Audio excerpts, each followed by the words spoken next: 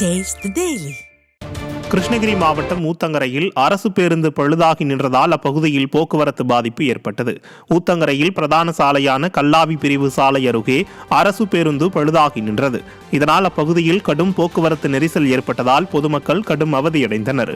திறனற்ற திமுக ஆட்சியில் அரசு பேருந்துகள் முறையாக பராமரிக்கப்படுவதில்லை எனவும் இதனால் ஆங்காங்கே பேருந்துகள் பழுதாகி நிற்பதாகவும் பொதுமக்கள் குற்றம் சாட்டியுள்ளனர். சேலத்தில் வெள்ளத்தால் பாதிக்கப்பட்ட மக்களுக்கு மாநகர் மாவட்ட அதிமுக சார்பில் நலத்திட்ட உதவிகள் வழங்கப்பட்டன. அள்ளிக்குட்டை ஏரி நிரம்பி சுமார் 200க்கும் மேற்பட்ட வீடுகளுக்குள் தண்ணீர் புகுந்ததால் பொதுமக்கள் மிகவும் அவதிக்கு உள்ளாகினர்.